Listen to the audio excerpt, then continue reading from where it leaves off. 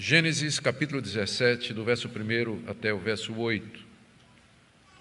Quando Abrão atingiu a idade de 99 anos, o Senhor apareceu a ele e disse: Eu sou Deus Todo-Poderoso, ande na minha presença e seja perfeito. Farei uma aliança entre mim e você e darei a você uma descendência muito numerosa. Abrão se prostrou com o rosto em terra e Deus lhe falou: Quanto a mim, essa é a minha aliança com você. Você será pai de muitas nações. O seu nome não será mais Abrão, e sim Abraão, porque eu o constituí pai de muitas nações. Farei com que você seja extraordinariamente fecundo. De você farei surgir nações e reis procederão de você.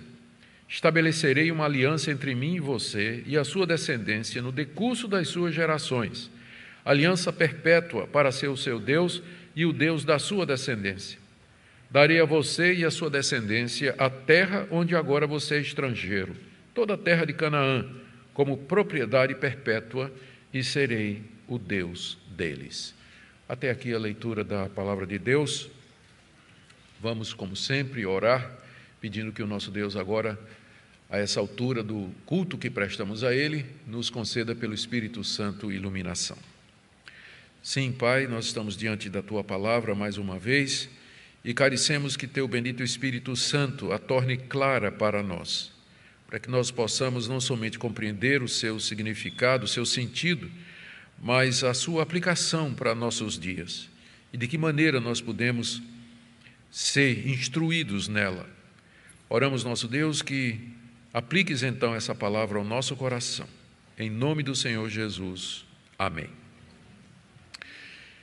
Queridos, na mensagem anterior, nós vimos como Sarai, esposa de Abrão, numa tentativa humana, carnal, de obter a promessa, entregou sua serva Agar a Abrão, para que através dela pudesse ter filhos. Isso nós vimos no capítulo 16, de versos de 1 a 4. Os resultados desse plano foram desastrosos, como desastrosos sempre são todos os planos que são feitos com base na carne e não na orientação que vem de Deus. A serva promovida a segunda esposa, Agar, fica grávida e agora se sente superior à sua patroa e começa a afrontar a sua senhora. Sarai, então, coloca a culpa em Abrão por ter, de alguma forma, encorajado a atitude da sua serva. Abrão, então, entrega Agar nas mãos de Sarai, para que ela faça o que quiser com a sua serva. Sarai maltrata e humilha Agar, que acaba fugindo, levando no seu ventre o filho de Abrão. Deus, contudo, mostrou misericórdia, apareceu a Agar, lhe fez promessa de uma descendência numerosa, mandou que ela voltasse para casa, se sujeitasse à sua senhora, e dessa forma Abrão ganha um filho que ele chama de Ismael e que ele pensa que é o herdeiro prometido por Deus. Na mensagem de hoje nós vamos ver mais um relato da aparição de Deus ao patriarca na terra de Canaã, para confortá-lo, para assegurá-lo e para apresentar desdobramentos da aliança que já havia feito com ele. Lembramos que Deus nunca revelou tudo de uma vez para Abrão, mas aos poucos ele foi dando novos conhecimentos a respeito do seu plano de, através de Abrão, abençoar todas as nações da terra. E aqui nós temos um momento decisivo, um momento importante no desenrolar da história da redenção, em que Deus apresenta novos aspectos a Abrão daquela aliança que tinha feito com ele e das promessas que ele tinha dado. Vejamos então, em primeiro lugar, o relato dessa aparição de Deus ao patriarca que está aí nos versos de 1 a 3. Ela aconteceu quando Abrão tinha 99 anos.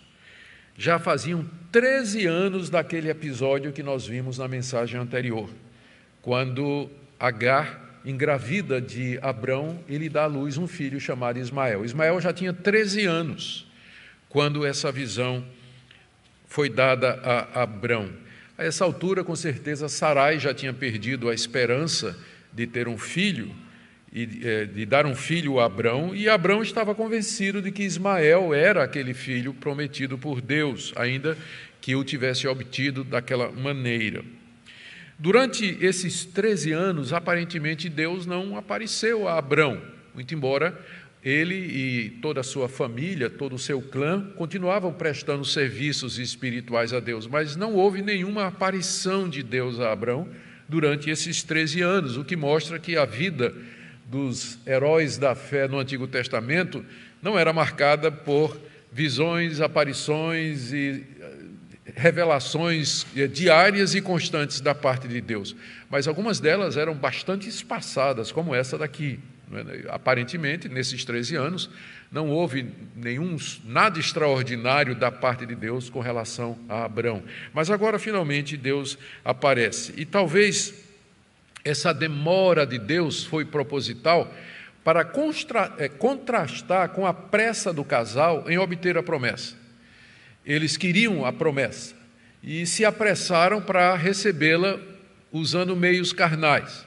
E agora Deus leva 13 anos até aparecer mais uma vez para Abrão, estabelecendo o contraste e lembrando que os tempos de Deus não são como o nosso tempo e que o relógio de Deus tica de maneira diferente do nosso relógio. Então, um dia, quando Abrão tinha 99 anos, Deus lhe apareceu, diz aí o verso 1. Quase nunca é dito no livro de Gênesis a forma em que Deus aparece aos seus servos. Pode ter sido numa visão, pode ter sido num sonho, pode ter sido através da nuvem da glória, pode ter sido alguma coisa como a sarça ardente, a gente não sabe. Só sabe que foi uma manifestação visível da glória de Deus. Deus lhe apareceu, deu uma manifestação visível da sua presença, e que foi acompanhada da palavra de Deus. Veja como ele diz: Deus apareceu e disse, porque só a aparição por si só não transmitiria tudo aquilo que Deus deseja dar. Por isso que todas as aparições de Deus no Antigo Testamento, elas são sempre acompanhadas da palavra, porque é a palavra que vai instruir, é a palavra que vai orientar, é a palavra que vai estabelecer a verdade. Essas manifestações apenas serviam para infundir temor, tremor, respeito e reverência. E Deus disse então a Abrão 4 coisas. Deus apareceu e lhe disse 4 coisas que nós temos aí no verso 1 e 2. Deus primeiro se apresenta como Deus Todo-Poderoso. Veja aí, final do verso 1. Eu sou o Deus Todo-Poderoso. É a primeira vez que esse nome de Deus aparece na Bíblia. Em hebraico, El Shaddai. É a primeira vez que El Shaddai aparece na Bíblia. E é o próprio Deus que se apresenta dessa forma. E ao dizer que Ele é o Deus Todo-Poderoso, El Shaddai, Ele está dizendo, está apontando para a sua onipotência, para o seu poder, a sua suficiência para cumprir todas as suas promessas. E esse nome, El Shaddai, vai ser o principal nome pelo qual Deus é conhecido pelos patriarcas. É assim que Ele vai se revelar a Jacó, a Isaac, e é assim que Ele vai se revelar a Jacó, e posteriormente a nação de Israel. Como está escrito lá em Êxodo, capítulo 6, verso 3, quando Deus aparece a Moisés na sarça ardente, ele diz assim: aparecia a Abraão, a Isaac e a Jacó como o Deus Todo-Poderoso, El Shaddai, mas pelo meu nome, o Senhor, Yahweh, não lhes fui conhecido. O principal nome da revelação de Deus no período patriarcal, portanto, é esse aqui: eu sou o Deus Todo-Poderoso, El Shaddai. E aí, depois de se apresentar com esse novo nome, essa nova revelação de quem Ele é, Deus chama Abrão, em segundo lugar, para uma caminhada de perfeição na sua presença. Eu sou o Deus Todo-Poderoso, consequentemente, ande na minha presença e seja perfeito. Aqui temos o que é que Deus requeria de Abrão nos termos da aliança que Deus fez com ele. Lembrem que uma aliança envolve 2 partes, e essas partes se obrigam através de compromissos mútuos. Da parte de Abrão, Deus queria que ele andasse na presença dele, de Deus, e que fosse perfeito. Por quê? Porque Deus é o Deus Todo-Poderoso, que vê e conhece Abrão completamente. Ele é capaz e suficiente para cumprir tudo o que havia prometido a Abrão, porque ele é o El Shaddai. E assim Abrão é chamado a andar em comunhão com esse Deus. Andar na minha presença significa ande diante de mim, como uma pessoa que está olhando para outra, frente a frente. Tenha consciência de que eu sou poderoso para cumprir as minhas promessas e de que eu conheço você. Eu sei o que você faz na hora que você levanta, na hora que você acorda. Conheço os seus pensamentos, portanto, ande diante de mim. Lembrando que tudo que você fizer, você vai fazer coram Deo. É uma expressão latina muito comum na Reforma Protestante, que significa na presença de Deus. Coram Deo. É assim que nós devemos viver, na presença de Deus. O contrário disso chama-se hipocrisia. O contrário do que Deus está dizendo aqui, ande na minha presença, chama-se um culto fingido, uma vida cristã hipócrita, uma religião de fachada. Mas o verdadeiro crente, ele anda na presença de Deus, diante de Deus, sem ter nada a ocultar diante desse Deus maravilhoso. Ande na minha presença, Abrão, diz El Shaddai, e seja perfeito, isso é, seja íntegro, obedeça a tudo que eu lhe disser, porque eu sou o Deus Todo-Poderoso, e todos devem obedecer-me, respeitar-me, temer-me e adorar-me em pensamentos, palavras e obras. Esse é o nosso Deus, o El Shaddai, e, portanto, cabe-nos somente essa atitude diante dele, andar na presença dele e ser íntegros, perfeitos, obedecê-lo em todos os seus caminhos. Eu disse que Deus falou 4 coisas. A primeira foi: eu sou o Todo-Poderoso. A segunda foi: os termos da aliança, anda na minha presença e seja perfeito. Terceiro, Deus disse: eu vou fazer uma aliança com você, como ele diz aí no verso 2, farei uma aliança entre mim e você. Eu vou dar mais detalhes a respeito disso em seguida, porque essa promessa é repetida mais adiante.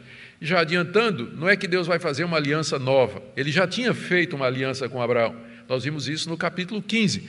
Mas agora essa aliança vai ser renovada e vai ser expandida depois de um silêncio de 13 anos, quando Abrão tinha 99 anos. E a quarta coisa que Deus disse nessa aparição a Abrão, está aí no verso 2, darei a você uma descendência muito numerosa, isso é, um número incontável de descendentes, conforme Deus já havia prometido, que os seus descendentes seriam como os grãos do pó da terra e tão numerosos como as estrelas do céu. E isso aqui é mais uma evidência de que Deus não está fazendo uma aliança nova. Ele está expandindo, está renovando, está expandindo a aliança que já havia feito, com alguns detalhes importantes, como nós vamos mostrar aqui. A reação de Abrão está no verso 3, e não podia ser diferente. Abrão se prostrou com o rosto em terra.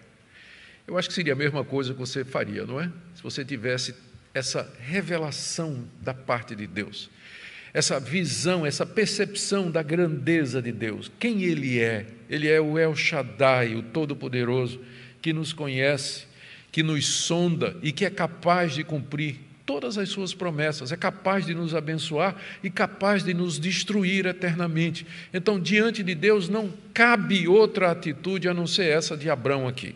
E era assim que os orientais manifestavam humildade e reverência, se ajoelhavam, apoiados nos joelhos e nos cotovelos, e encostavam a testa no chão para indicar total submissão e reverência. Abrão está diante do Senhor de toda a terra, o Criador de todas as coisas, o Deus que cumpre o que promete, por mais incrível que pareça, não é? Abrão está com 99 anos, Sarai 10 anos menos, ainda assim Deus vai lhe fazer promessas. Essa postura de Abrão indica temor a Deus e ele agora está pronto para ouvir o que é que Deus vai lhe falar. Queridos, esse relato dessa aparição do Senhor a Abrão tipifica a nossa vida, como cristãos, como nós devemos viver na presença desse Deus e também como nós devemos cultuá-lo. Quando nós nos reunimos, como agora, nesse instante, como igreja, para cultuar a Deus, nós temos que ter consciência de que nós estamos diante dele e que não cabe outra atitude a não ser essa, de adoração, de santo temor, de um espanto sagrado diante da grandeza do nosso Deus, que, sendo o que é, ele vem até nós e se oferece a nós nos termos da aliança que ele tem para conosco. Eu espero que esse espírito de adoração e de louvor esteja no seu coração e que você esteja participando desse momento, movido por esse conhecimento de Deus e não por qualquer outra motivação. Na segunda parte do nosso texto, está aí do verso 4 a 7, Deus primeiro expande a promessa que ele já tinha feito a respeito da descendência de Abrão, e depois, na terceira parte, ele expande a promessa da terra.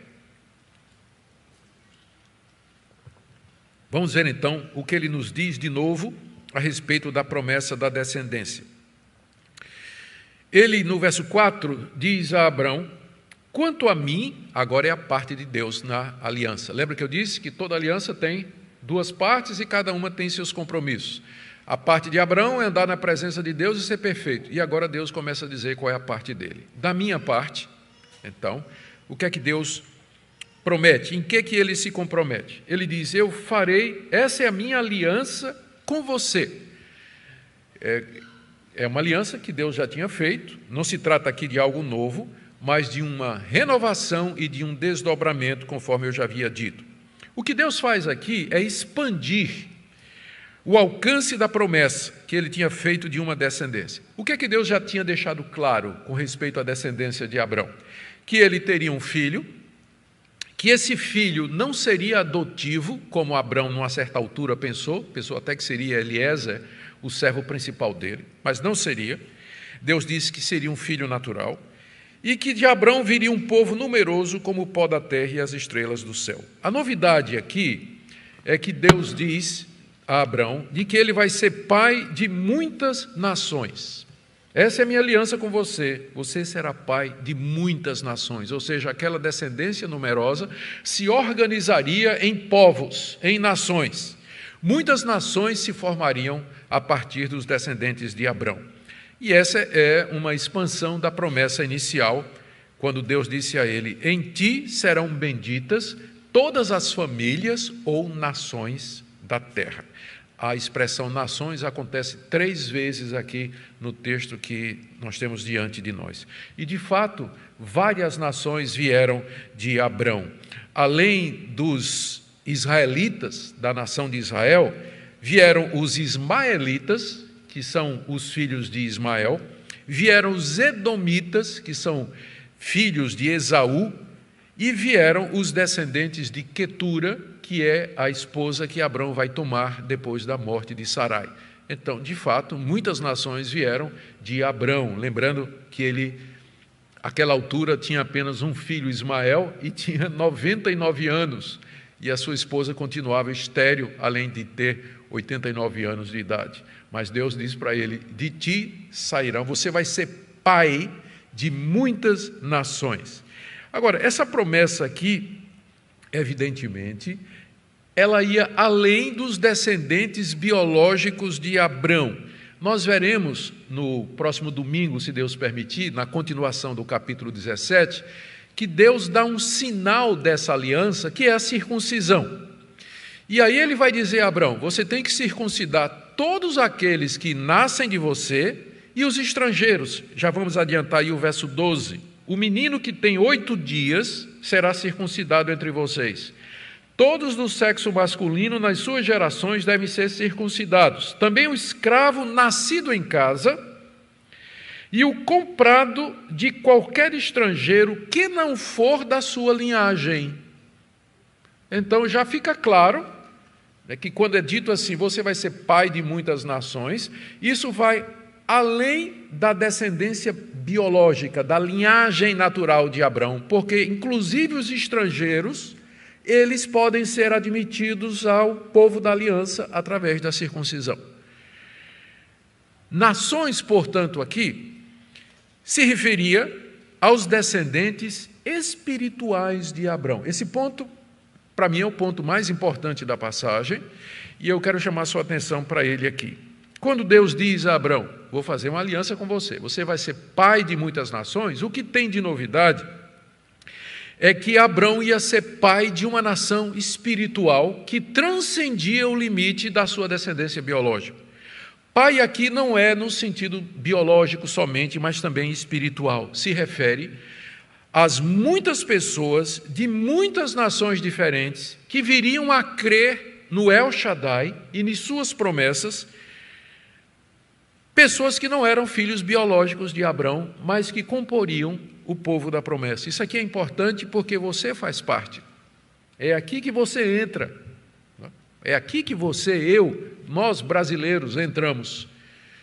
Nós somos filhos de Abrão, desse povo aqui. Somos essa nação espiritual. É assim, para você não pensar que eu estou inventando, né? É assim que o apóstolo Paulo interpreta essa passagem e essa promessa. Deixe-me citar aqui algumas escrituras da mão de Paulo que confirmam isso. Gálatas 3, de 6 a 9. Abraão creu em Deus e isso lhe foi atribuído para a justiça, diz o apóstolo Paulo. Saibam, portanto, que os que têm fé é que são filhos de Abraão. Os que têm fé é que são os filhos de Abraão. Ora, tendo a Escritura previsto que Deus justificaria os gentios pela fé, gentios são os não-judeus, aqueles que não fazem parte da linhagem biológica de Abraão.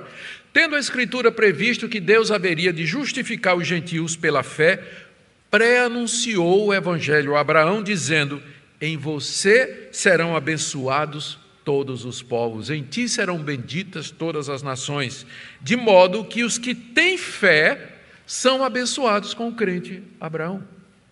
Então, está óbvio, o apóstolo Paulo interpreta essa passagem como se Deus estivesse referindo a um povo espiritual. Abraão seria o pai espiritual de muitas nações, ou seja, de gente de muitas nações que haveriam de crer nas promessas de Deus e no Messias. Ainda, no mesmo livro de Gálatas, capítulo 3, verso 29, se sois de Cristo, também sois descendentes de Abraão e herdeiros segundo a promessa. Você é de Cristo? Então você é herdeiro de Abraão. Você é filho de Abraão, filho espiritual de Abraão. Olha Romanos 4, 16 a 17. A razão por que a promessa provém da fé é para que seja segundo a graça, a fim de que ela seja garantida para toda a descendência, não somente a descendência que está no regime da lei, isso é, os judeus que estavam debaixo da lei de Moisés e eram descendentes de Abraão, não somente para eles, mas também a descendência que tem a fé que Abraão teve, porque Abraão é o pai de todos nós, como está escrito: eu te constituí por pai de muitas nações. Ainda mais uma passagem de Paulo, Romanos 9, de 6 a 8. E não pensemos que a palavra de Deus falhou, porque nem todos, olha, presta atenção aqui, porque nem todos os de Israel são de fato israelitas. Paulo aqui reconceitua o conceito de israelita. Israelita não é quem é filho biológico de Abraão, não é judeu genético, mas o verdadeiro israelita. Ele diz aqui: nem todos de Israel são de fato israelitas, nem por serem descendentes de Abraão são seus filhos. Pelo contrário, como está escrito, por meio de Isaque será a tua descendência. Isto é, não são os filhos da carne, os filhos naturais de Abraão, que são filhos de Deus, mas os filhos da promessa é que são contados como descendência. Eu espero que tenha ficado claro. Quando Deus diz a Abraão: vou fazer uma aliança com você, você vai ser pai de muitas nações, isso aqui não significa apenas biologicamente que Abraão seria o ancestral de diversos povos, como de fato ele foi, mas que ele seria o pai espiritual de um povo espiritual que é marcado pela fé nas promessas de Deus, pela fé no Messias, povos de gente de todos os povos, tribos, línguas e nação. Em outras palavras, a igreja. Você vai ser pai de muitas nações, um povo espiritual, gente de todas as tribos, povos, línguas e nação. É essa expansão da promessa que é novo aqui ao mencionar a aliança, ao dizer que vai fazer uma aliança, é a mesma aliança, só que agora Deus traz mais, revela mais um ponto daquela aliança, que a descendência de Abraão seria essa descendência espiritual. Em seguida, Deus muda o nome dele, para que o seu nome agora reflita isso que Deus prometeu. Aí no verso 5 ele diz assim: o seu nome não será mais Abrão, e sim Abraão, porque eu o constituí pai de muitas nações. Quando Deus disse isso, o velhinho tinha 99 anos, quase 100, mulher estéril, não é isso? Com 89 anos, e Deus disse: eu te constituí pai de muitas nações. Deus fala no passado. Aqui é o que a gente chama de passado profético, porque ele vai acontecer com tanta certeza que Deus fala como se já tivesse acontecido. Eu te constituí como pai de muitas nações. Você é pai de muitas nações, Abraão. Eu te constituí como tal. Porque ele é o El Shaddai. Por isso que tudo isso começa com a revelação de Deus. Eu sou o Deus Todo-Poderoso. Porque o que ele promete aqui a Abraão, humanamente falando, é impossível. É impossível. Mas ele faz essa promessa porque ele é quem ele é. E ele muda o nome de Abrão. A palavra Abrão, em hebraico, significa pai elevado, que pode se referir ao pai de Abrão, Tera, que era um homem honrado, que pode se referir ao próprio Abrão ou a Deus, que ele é filho de um pai elevado. Provavelmente é uma referência aos ancestrais de Abrão, Tera e os demais. E Deus muda o seu nome para Abraão. É apenas uma letrinha no nome em hebraico, mas que faz a diferença, porque Abraão significa pai de multidão. Pai de multidão. Não mais pai elevado, mas agora pai de multidão, ou de uma grande multidão, ou de muitas nações, para agora o nome de Abraão refletir a promessa de Deus. Eu já te fiz pai de muitas nações, por isso eu vou até mudar o teu nome. Teu nome agora é Abraão, não é mais Abrão, porque você é pai de muitas nações. Essas mudanças de nome, elas quase sempre acontecem no contexto da história da revelação, em algum evento importante. Deus então muda o nome da pessoa, como mais adiante ele vai mudar o nome de Jacó para Israel. Muito bem. Deus, assim, promete que dele sairiam muitas nações. E não só isso, ele continua, não é? Ele continua, dizendo no verso 6, farei com que você seja extraordinariamente fecundo. Tinha que ser assim, porque àquela altura Abraão tinha só um filho e que foi conseguido através daquele estratagema. Eu farei com que você seja extremamente fecundo, que você seja frutífero e que você tenha muitos filhos. E Deus faria nações saírem dele, é a segunda vez que isso aqui é repetido, e ele acrescenta mais uma coisa que não foi dito antes: reis procederão de você. Reis haverão de sair de você. Agora imagine o contexto. Abraão era peregrino numa terra, era estrangeiro no meio daquele povo, ele não tinha um palmo de terra, e Deus está dizendo: de você sairão reis, homens poderosos, homens notáveis. Quando a gente olha a história da redenção, a gente vê o cumprimento.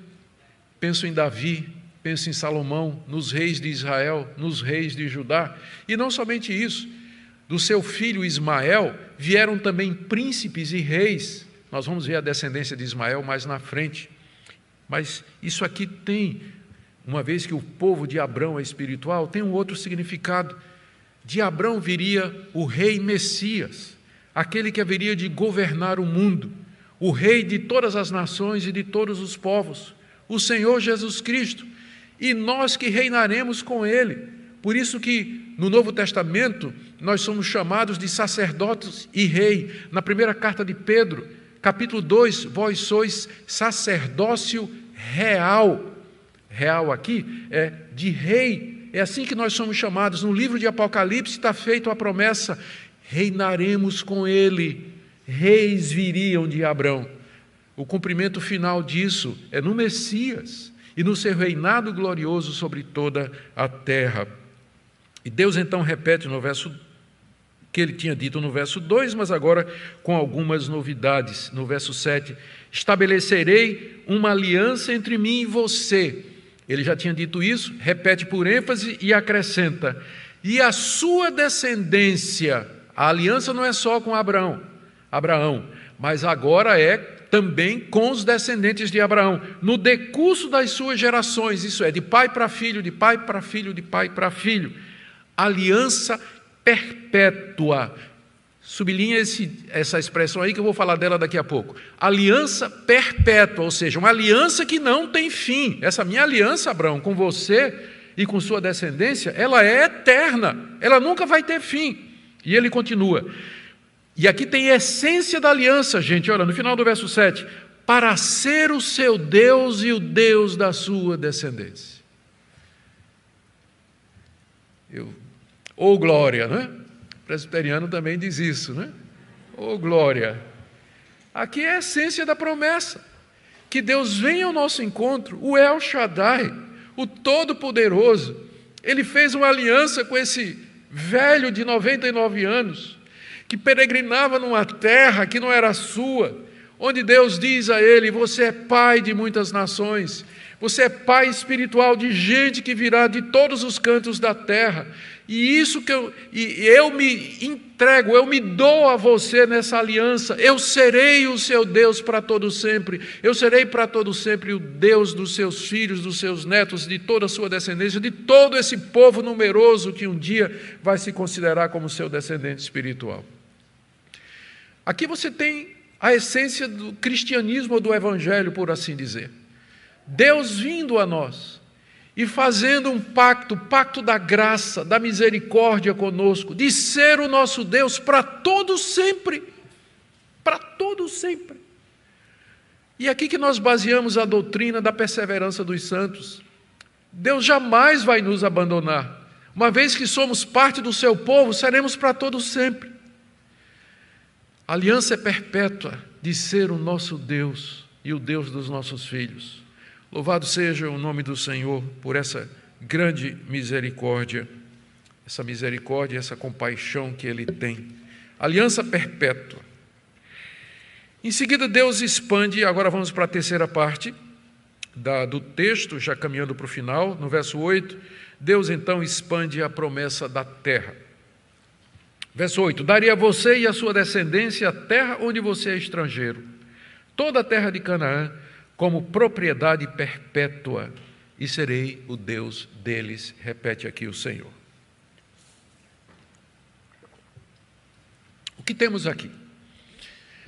Deus apareceu a Abrão, apareceu a ele como o El Shaddai, exigiu de Abrão que Abrão andasse na presença dele, fosse perfeito, estabeleceu os termos da aliança. Da parte de Deus, Deus lhe daria uma descendência numerosa, de onde sairiam nações e reis, e Deus estenderia a sua aliança de geração em geração para ser o Deus de Abrão e dos seus filhos.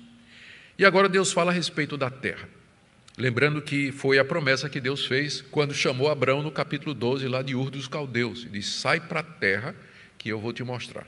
E agora Deus aumenta ou expande a promessa da terra. Deus daria a Abrão e a sua descendência aquela terra, onde Abrão era estrangeiro, e ele detalha toda a terra de Canaã, de norte a sul, de leste a oeste, toda a terra de Canaã, que agora, naquela época, era habitada por nações diferentes, 10 nações diferentes, mas Deus estava dando a Abrão toda aquela terra de Canaã. E Deus diz aqui que ia dar como propriedade perpétua. Assim como a aliança é perpétua, a concessão da terra a Abrão também é perpétua, é eterna, é sem fim. É sem fim. E ele repete: e eu serei o Deus da tua descendência, essa descendência que vai ocupar a terra que eu te estou dando agora. O que Moisés quis dizer com isso, quando ele falou com aliança perpétua e propriedade perpétua da terra de Canaã? Primeiro, há quem entenda isso aqui como uma promessa de Deus de que o Israel étnico, os judeus biológicos, descendentes de Abrão, eles sempre seriam o povo de Deus e que a terra sempre seria a sua propriedade. Essa perspectiva, essa compreensão é comum no meio evangélico, especialmente entre aqueles que se consideram dispensacionalistas ou algum tipo de pré-milenistas também, de que Deus nunca deixou de ter Israel como seu povo. Na verdade, Deus teria dois povos: a igreja, que seria uma espécie de plano B, uma vez que os judeus rejeitaram o Messias, e a nação de Israel, que Deus vai voltar a lidar com ela no final dos tempos e cumprir todas as suas promessas. Então, essa perspectiva, que interpreta a aliança como sendo eterna, a aliança eterna e a propriedade eterna da terra como se referindo ao Israel étnico, entende que são dois povos, com promessas distintas e tratamentos diferenciados também, e que Deus tem, então, esses dois povos. Mas tem uma outra interpretação, que eu entendo que é a mais correta, que diz que essas promessas têm que ser lidas à luz do Evangelho, que a aliança de Deus, e aqui eu quero que você lembre tudo o que eu já falei a respeito do que é que significa nação e ser pai espiritual das nações, que a aliança de Deus, na verdade, foi com essa descendência espiritual, com Israel dentro de Israel, com os verdadeiros israelitas, o Israel espiritual, que é composto de todos os judeus e gentios, não judeus, que creram como Abraão creu, que é chamado na Bíblia de o remanescente fiel. As promessas de Deus, na verdade, elas têm como cumprimento final, como objeto do cumprimento final, o verdadeiro Israel, o Israel dentro de Israel, o Israel espiritual, que é composto de todos aqueles judeus e não judeus que creram em Deus como Abraão também creu. Então, nesse sentido, é ao Israel espiritual, nesse sentido, a aliança de Deus é perpétua. Ela continua conosco, com toda essa descendência espiritual, e vai ser para todo sempre. É uma aliança só, a aliança da graça, o pacto da graça, que nunca vai ser desfeito e que vale para nós hoje. Nós estamos debaixo desse pacto e dessa aliança que foi ratificada dessa feita pelo sangue de Jesus, quando ele disse: esse é o sangue da nova aliança, quando na noite da Páscoa ele celebrou a ceia com seus discípulos. Então nós estamos debaixo dessa aliança de Deus com Abraão, que é uma aliança perpétua, é a mesma aliança da graça que foi feita lá com Adão, lá no paraíso, quando ele disse: virá um descendente da mulher que vai esmagar a cabeça da serpente. E a promessa da terra, ela é espiritual também, e por isso eterna, porque Canaã representa a possessão, a propriedade dos filhos de Deus. E no final não vai ser só aquela terra, mas vai ser o mundo todo. Como Jesus disse: bem-aventurados os mansos, os humildes, porque eles herdarão a terra. E o apóstolo Pedro, junto com o apóstolo Paulo, falam que nós estamos aguardando o novo céu e a nova terra. Eles estão citando Isaías, que fala do novo céu e da nova terra, onde habita a justiça. E nós herdaremos as promessas. É por isso que no Novo Testamento os cristãos são chamados de herdeiros de Abraão, porque a promessa da terra feita a Abraão vai se cumprir finalmente na vinda de Jesus, quando o novo céu e a nova terra serão instalados e substituirão essa ordem antiga, esse mundo como nós o conhecemos, e nós possuiremos não somente a terra, mas o cosmos, herdeiros de Deus e herdeiros de Cristo, a quem Deus entregou todas as coisas. E mais uma vez, para vocês não pensarem que a gente está inventando coisa, Abraão tinha consciência disso, de que a verdadeira pátria era celestial. Olha o que diz aqui o autor de Hebreus, capítulo 11, verso 13 a 16, quando ele fala dos heróis da fé. Ele diz assim: todos estes morreram na fé. Ele está falando de Abraão, Isaque, Jacó, dos profetas, dos mártires do Antigo Testamento, dos reis piedosos. Alguns são citados, inclusive, pelo nome. Lê o capítulo 11 de Hebreus, que é o catálogo dos heróis da fé. Ele diz: todos esses morreram na fé, não obtiveram as promessas. Como assim? Não é? Finalmente, Canaã foi conquistada pelos filhos de Abraão, e eles moraram lá. Mas ele diz: não obtiveram as promessas, mas viram de longe e se alegraram com elas. Então é evidente que não está falando aqui da terra em si, geograficamente. Confessando que eram estrangeiros e peregrinos na terra, mesmo que estivessem morando em Canaã. Porque os que falam desse modo manifestam estar procurando uma pátria. Opa. Se na verdade se lembrassem daquela de onde saíram, Ur dos Caldeus, de onde Abrão saiu, teriam oportunidade de voltar, mas agora desejam uma pátria superior, isto é, celestial. Por isso Deus não se envergonha deles de ser chamado seu Deus, porque lhes preparou uma cidade. Os próprios heróis da fé do Antigo Testamento sabiam que Canaã era apenas uma expressão da pátria celestial, de uma promessa superior, que Jerusalém apontava para uma cidade celestial e eterna, que é exatamente um mundo vindouro que será plenamente consumado na vinda do Senhor e Salvador Jesus Cristo. É nesse sentido que nós entendemos que a aliança de Deus com Abrão é perpétua e que a posse da terra é perpétua. Porque não está falando dos descendentes biológicos de Abrão, mas está falando de toda a sua descendência espiritual, através dos séculos, todos aqueles que pela fé creem no Senhor Jesus Cristo.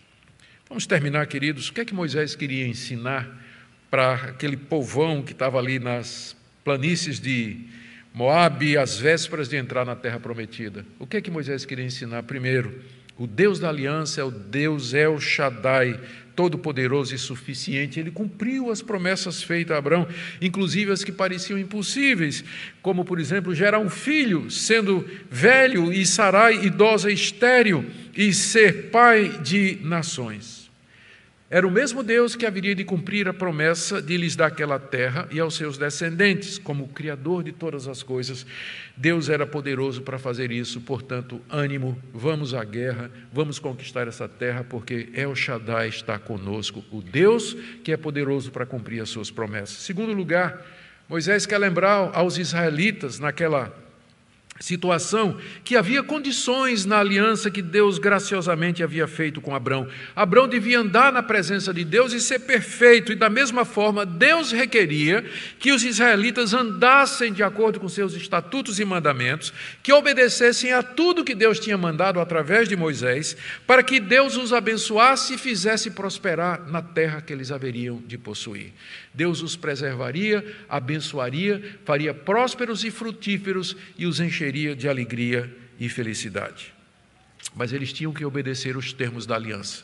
Terceiro lugar, Moisés aqui, sem dúvida, está ensinando aos israelitas que havia outros que não eram da linhagem de Abrão, que faziam parte do povo de Deus, o povo da aliança. Havia estrangeiros no meio deles, que também faziam parte do povo de Deus, e eles deveriam ter consciência de que El Shaddai era Senhor de todas as tribos, povos e nações, e, portanto, eles deveriam ser instrumentos de bênção. A promessa a Abrão foi: em ti serão benditas todas as nações da terra, ou seja, a descendência de Abrão seria um canal de bênção para todas as nações, e os israelitas deviam ter consciência disso. Eles deviam saber disso, que eles eram instrumento de Deus para abençoar todos os povos. O que é que isso tem a ver conosco hoje? Primeiro, uma vida diante de Deus. Já falei sobre isso. Deus nos chama para viver diante dele, coram Deo, andar na sua presença e ser perfeito. Segundo, os princípios da aliança permanecem os mesmos. A obediência traz a bênção e a desobediência traz os castigos de Deus. A aliança continua em vigor, ratificada no sangue de Jesus, reforçada pela presença do Espírito Santo em nós, celebrada na ceia do Senhor toda vez que nós comemos o pão e bebemos o cálice. São os termos da aliança. Ande na presença de Deus, obedeça a sua vontade, e Ele vai abençoar você, Ele vai atender você, Ele vai escutar as suas orações.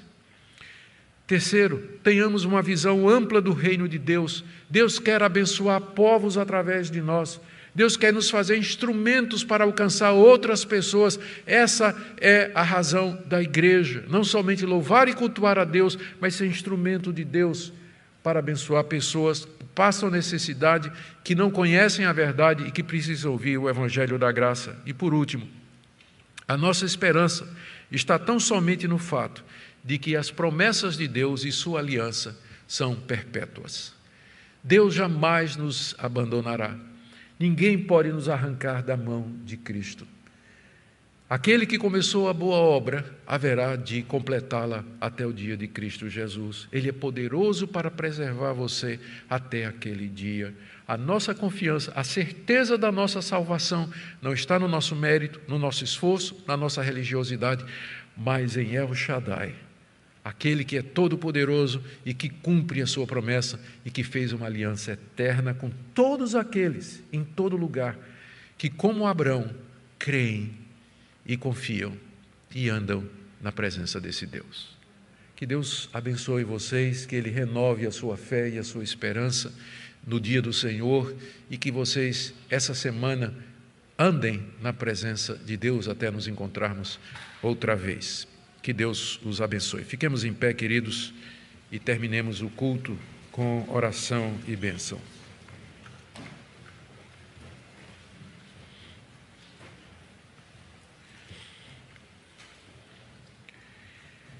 Pai querido, nós bendizemos o Teu nome, obrigado pelas Tuas promessas, pela Tua fidelidade, pela Tua misericórdia. Te damos graças, ó Deus, porque Tu és o nosso Deus e o Deus dos nossos filhos. E por isso nós Te celebramos, Te adoramos e nos curvamos humildemente diante do Senhor. Nós oramos que todas essas realidades guiem o nosso caminho durante essa semana que começa hoje. Que nós lembremos de andar na Tua presença. Tu és o nosso Deus. Louvado seja o Teu nome.